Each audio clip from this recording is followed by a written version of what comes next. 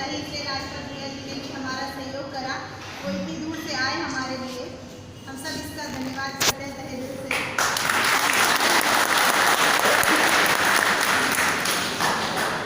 नेता जी ने भी पढ़ लिख के बहुत आगे बढ़ा, सिविल सर्विसेज में 4था स्थान हासिल करा। उसके बावजूद भी उन्होंने कभी नौकरी नहीं ज्वाइन की।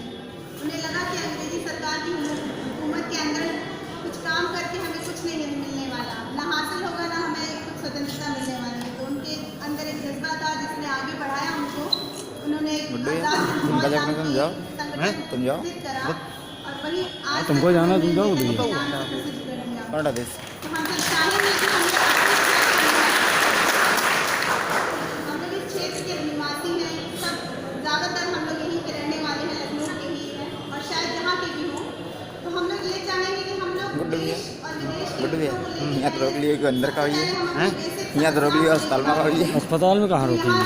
अस्पताल में हम लोग अभी लोग बता रहे हैं, डॉक्टर साहब फोटो खींचने का मौका मिलते हैं, वही बता रहे हैं भाई, फोटो तो किसी हमारा सबसे मेन मुद्दा है भाई यहाँ के क्षेत्र अभी लोग हॉस्पिटल में चलेंगे भी आराम से खींची जाएगी सब फोटो इनके साथ में। तो आज हमें यही मिलकर निर्णय करना है कि हमें चुनना उसी आदमी को है, चाहे वो मैं हूँ या कोई और हो। बट आपको ये ध्यान देना है कि कौन हमारे क्षेत्र के लिए खड़ा है और कौन हमारे साथ आगे तक जा सकता है। हमारी बेसिक समस्याओं को सुलझाने वाला आदमी कौन आ रहा है? कोई है तो हम लोग उसके साथ जाएं, ये ज़्यादा जरूरी है। बैठ दो भाई, बैठ।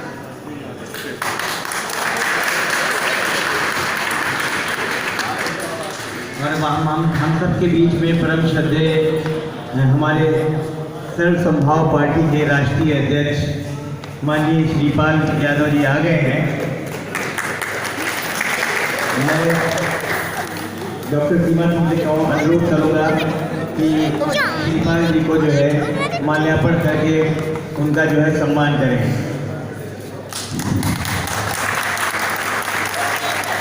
मैं डॉक्टर अनित्य से भी कोशिश करूंगा कि वो उनको जो है माल्यार्पण पढ़ के उनका सम्मान करें। मैं विपिन जी से भी अनुरोध करूंगा। मैं अपने सहयोगी अमित वर्मा जी और विनोद वर्मा जी से कहूंगा कि हमारे राष्ट्रीय अध्यक्ष का सम्मान करें।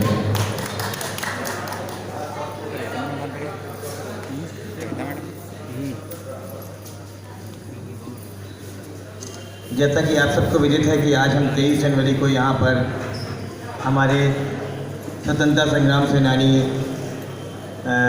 सुभाष चंद्र बोस जी का जन्म दिवस मनाने के लिए एकत्रित हुए हैं और इस पूरे लखनऊ उत्तर क्षेत्र से हमें बड़ा सौभाग्य कि हमारे बीच में एक अंतर्राष्ट्रीय कलाकार डॉक्टर राजपाल यादव जी हैं। आज बहुत ही व्यस्तम शेड्यूल था। कल से मैं लगा हुआ था कि भैया एक बार जो है अपने आशीर्वाद दे दीजिएगा। भैया ने कहा कि मैं ही नहीं, साथ में बड़े भैया भी आएंगे और अपने क्षेत्र में वापस देखेंगे। तो एक बार जोरदार तालियां हो जाए।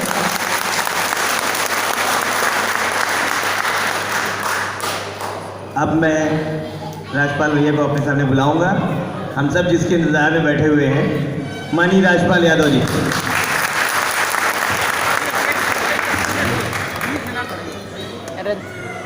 एक स्टेज पर जाके मिलना रहा ना तब है। इस पंडाल में उपस्थित हमारे मंच के सामने जितने भी लोग हैं जो हमसे उम्र में बड़े हैं, मैं उनको सादर चरण स्पर्श करता हूं और जो हम उम्र हैं उनसे दोस्ती का हाथ मिलाता हूं और उम्र में छोटे हैं उनसे भगवान शंकर से प्रार्थना करता हूं कि उनको सद्बुद्धि दें। आज आप लोगों के लिए कितना सौभाग्य का दिन है। मैं इसको इसलिए सौभाग्य का दिन मानता हूँ कि एक्चुअली उत्तर प्रदेश में चुनावी बिगुल का आज पहला दिन है और पहला दिन एक ऐसी महान शख्सियत जिन्होंने अपने देश के लिए अपना सर्वस्व न्यौछावर कर दिया। अगर कोई इस देश में नेताजी की उपाधि रखता है तो माननीय आप रखते हैं। जो कर्म में बड़े थे, जो धर्म में बड़े थे, जो ऊर्जा में बड़े थे, जिन्होंने बोलते ना कि अगर आत्मविश्वास, परिश्रम, प्यार सफलता की कुंजी है, तो अगर अगर इनको जीवन का 3 मिसाइल आप समझ लें अगर आपके अंदर आत्मविश्वास है, आपके अंदर परिश्रम है और आपके अंदर अपने देश के लिए प्यार है, तो ये 3 मिसाइलें रखने वाला अगर कोई एक आदमी अपने भारत में पैदा हुआ है, वो नेताजी पैदा हुए, जिन्होंने इस देश की दिशा और दशा बदलने के लिए अपने आप को ही इस देश के नाम कर दिया। मुझे नहीं लगता कि हम लोग बोलते हैं कि हमारे यहाँ 33 करोड़ देवी देवता निवास करते हैं, तो मुझे ऐसा लगता है कि 33 करोड़ देवी देवता ऐसे ही हुए होंगे जिन्होंने देव के तुल्य काम किए होंगे और उनको देव की श्रेणी में रखा होगा। तो मुझे लगता है कि नेताजी, अगर उन 33 करोड़ देवी देवता पूरे ब्रह्मांड में हैं, तो एक नाम 100% नेताजी का लिखा होगा इस बात के लिए।